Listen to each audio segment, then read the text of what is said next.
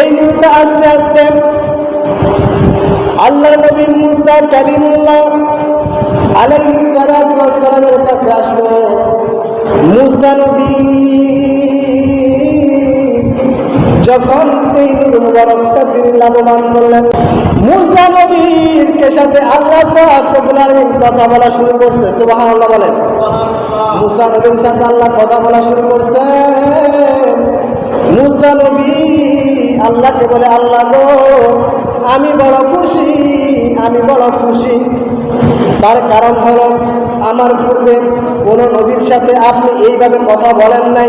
আল্লাহ, আমি মুসা অত্যন্ত খুশি। আল্লাহ পাক রব্বুল আলামিন জবাব দিলেন, মুসা রে, আমি তোমার সাথে কথা কেন বলি জানো নি? আমি তোমাকে ভালোবাসি কেন জানো নি? আমি তোমাকে কালিমুল্লাহ কেন বলেছি জানো নি?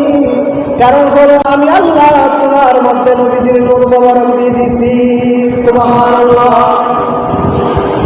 নবীজির নূর মুবারক মুসা নবীর কাছে আসার কারণে মুসা নবীর দাম বেড়ে গেছে। আল্লাহ তার সাথে কথা বলা শুরু করছে।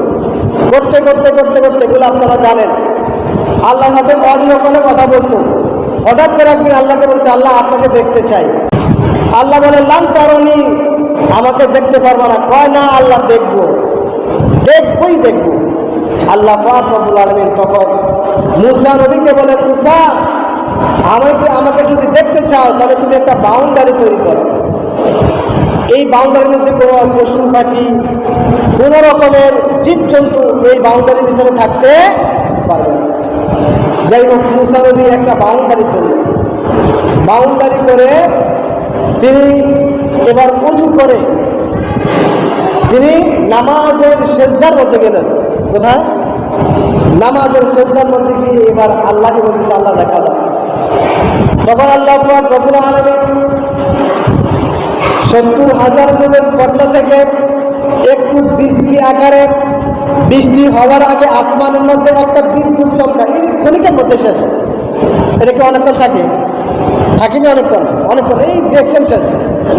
এইরকম ৭০,০০০ নূরের পর্দার একটা টুকরা থেকে মাত্র একটু বৃষ্টি আল্লাহ পাক রব্বুল আলামিন প্রকাশ করার সাথে সাথে মুসা নবী জমিনের মধ্যে একবারে বেহুশ হয়ে জমিনের মধ্যে পড়ে গেল।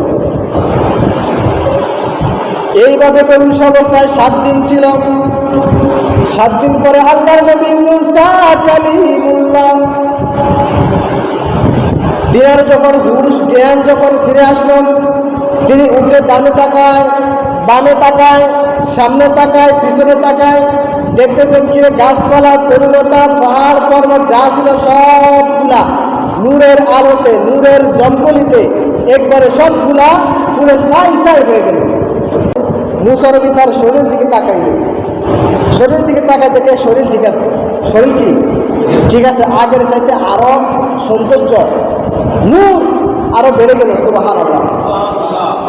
মুসা নবী তখন আল্লাহকে বলে, আল্লাহ, আপনাকে দেখতে চাই আমি বলেছি, কিন্তু আপনার নূরের একটু ঝলক আপনি দেখেছেন, এটা এই নূরের পাওয়ার আমি সহ্য করতে পারি না। আল্লাহ, আপনাকে আমি দেখব, এই কথা আমি মুসা কোনোদিন বলবো না। সুবহানাল্লাহ। এই কথা আমি কখনো বলবো না। তখন মুসা নবী বলে, আল্লাহ, আমি উঠে দেখলাম আমার চতুর্পাশে গাছপালা, তরুলতা, পাহাড় পর্বত ছিল, সবগুলো একবারে জলে ছাই ছাই হয়ে গেল। আল্লাহ গো, আমি মুসা কেন জ্বলি নাই? আল্লাহ পাক রব্বুল আলামিন বলেন, মুসা রে, তুমি কেন জ্বলো নাই জানোনি? তার কারণ হলো তোমার কপালের মধ্যে আমার বন্ধু নবীর নূর মুবারক ছিল। সুবহানাল্লাহ। বন্ধু নবীর নূর মুবারক ছিল, এই জন্য তুমি মুসা জ্বলো। মুসা কালিমুল্লাহ আলাইহিস সালাতু ওয়াস সালাম বললেন, আল্লাহ, সেই নবীজির নূর মুবারক আমার কপালের মধ্যে থাকার কারণে আপনার নূরের ঝলকে আমি জ্বলি নাই। আমি আজকে থেকে ওই নবীজির মিলাদের কথা, ওই নবীজির আগমনের কথা বর্ণনা করা শুরু করে দিলাম। সুবহানাল্লাহ।